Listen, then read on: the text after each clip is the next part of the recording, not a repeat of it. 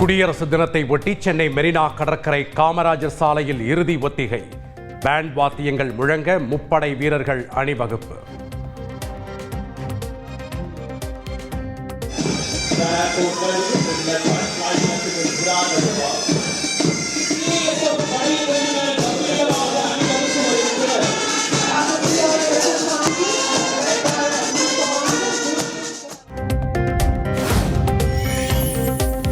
குடியரசு தினத்தை ஒட்டி சென்னை விமான நிலையத்தில் பாதுகாப்பு ஏற்பாடுகள் தீவிரம். விடிய விடிய போலீசார் வாகன சோதனை.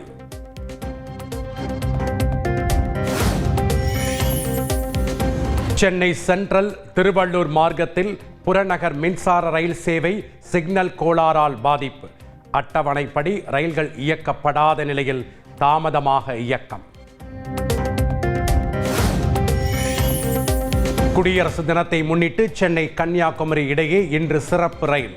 26ஆம் தேதி இரவு கன்னியாகுமரி தாம்பரம் இடையே சிறப்பு ரயில் இயக்கப்படும் என தென்னக ரயில்வே அறிவிப்பு. டான்செட் சீட்டா நுழைவுத் தேர்விற்கு இன்று முதல் ஆன்லைனில் விண்ணப்பிக்கலாம். இளங்கலை பொறியியல் படிப்பில் இறுதி செமஸ்டர் படித்துக் கொண்டிருக்கும் மாணவர்களும் விண்ணப்பிக்க அழைப்பு. மதுரை மாவட்டம் அரிட்டாப்பட்டியில் டங்ஸ்டன் சுரங்கம் அமைக்கும் திட்டம் முழுமையாக கைவிடப்படுவதாக அறிவிப்பு. 50 கிராம மக்களின் தொடர் போராட்டத்தை தொடர்ந்து மத்திய அரசு அதிகாரப்பூர்வ அறிவிப்பு.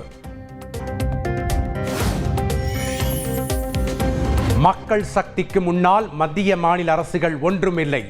ஒன்றுபட்டு போராடியதற்காக கிடைத்த வெற்றி எனவும் அரிட்டாப்பட்டி மக்கள் பெருமிதம். மக்களும் ஒன்றுபட்ட ஒற்றுமையோடு உணர்வோடு போராடியனுடைய வெற்றி தான் இந்த வெற்றி.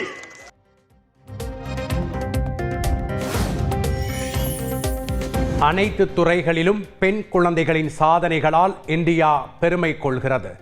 தேசிய பெண் குழந்தைகள் தினத்தை முன்னிட்டு வாழ்த்து பதிவிட்டு பிரதமர் மோடி பெருமிதம். சீமானை ஒதுக்கி வைத்த விடுதலை புலிகள் இயக்கம். சீமானின் ஈழப் பயணத்தின் இன்னொரு பக்கத்தை சொல்லும் வன்னியரசு. தந்தி டிவிக்கு பிரத்யேக நேர்காணல்.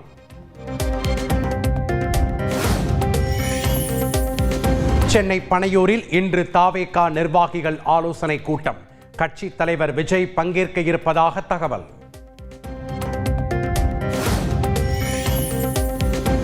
அண்ணா பல்கலைக்கழக மாணவி பாலியல் வன்கொடுமை வழக்கில் தகவல்கள் கசிந்த விவகாரம்.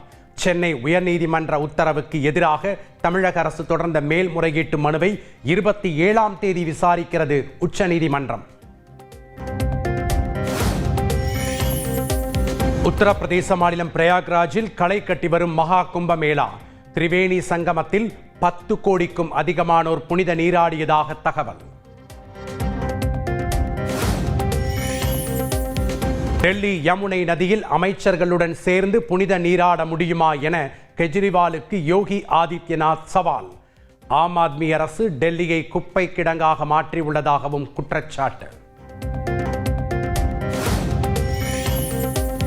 இந்தியா இங்கிலாந்து மோதும் 2வது T20 போட்டி சென்னை சேப்பாக்கத்தில் நாளை நடைபெறுகிறது. பயணிகளின் வசதிக்காக நள்ளிரவு 12 மணி வரை மெட்ரோ ரயில் சேவை நீட்டிப்பு.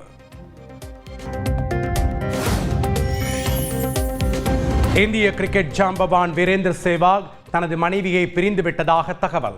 விரைவில் விவாகரத்துக்கு விண்ணப்பிக்கலாம் என்றும் தகவல்.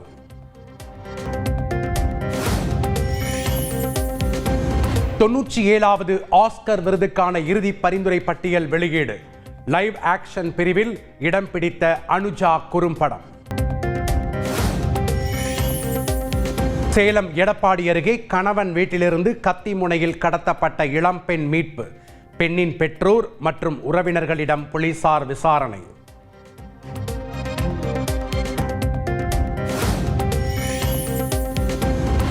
GSLV F-15 ராக்கெட் வரும் 29ஆம் தேதி விண்ணில் ஏவப்பட இருப்பதாக இஸ்ரோ தகவல்.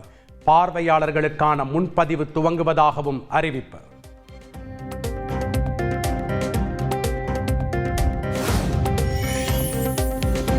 டெல்லி வந்த இந்தோனேசிய அதிபருக்கு உற்சாக வரவேற்பு. குடியரசு தின விழாவில் சிறப்பு விருந்தினராக பங்கேற்கிறார்.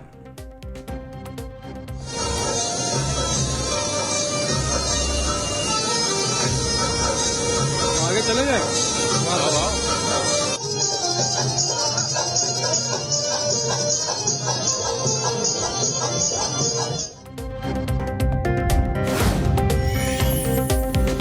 அமெரிக்காவின் லாஸ் ஏஞ்சல்ஸ் நகரில் மீண்டும் காட்டு தீ.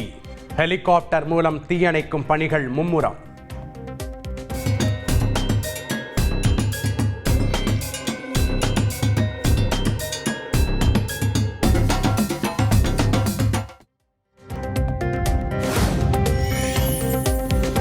ஜூனியர் பெண்கள் உலகக்கோப்பை T20 கிரிக்கெட் போட்டி. இலங்கையை 60 ரன்கள் வித்தியாசத்தில் வீழ்த்தி இந்தியா ஹாட்ரிக் வெற்றி. நாளை முதல் சூப்பர் 6 சுற்றுகள் தொடக்கம்.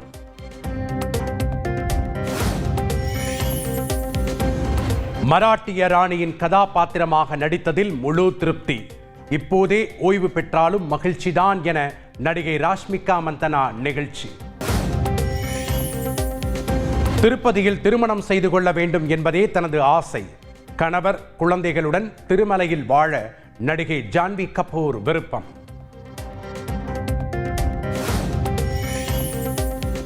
மங்களூருவில் அழகு நிலையத்தை சூறையாடிய ராம்சேனா அமைப்பினர்.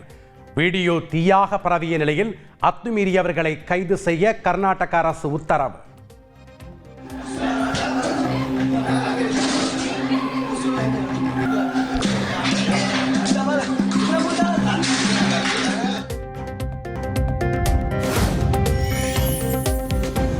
நீலகிரி மாவட்டம் கூடலூரில் வீடுகளை சேதப்படுத்திய புல்லட் ராஜா காட்டு யானை மேற்கு தொடர்ச்சி மலையில் உள்ள கோதையாறு அடர் வனப்பகுதியில் விடப்படுகிறது.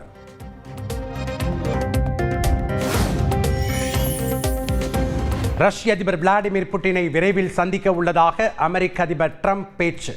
யுக்ரைன் ரஷ்யா போரை முடிவுக்கு கொண்டுவர உள்ளதாகவும் நம்பிக்கை.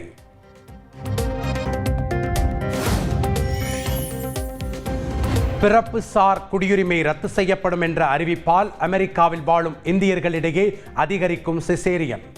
8வது மாதத்திலேயே குழந்தை பெற்றுக்கொள்ள மருத்துவமனையில் குவியும் கர்ப்பிணிகள். அமெரிக்காவில் பிறப்புரிமை அடிப்படையில் வழங்கப்படும் குடியுரிமையை ரத்து செய்த விவகாரம். அதிபர் ட்ரம்பின் உத்தரவை அமல்படுத்துவதற்கு அமெரிக்க நீதிமன்றம் தற்காலிகமாக தடை.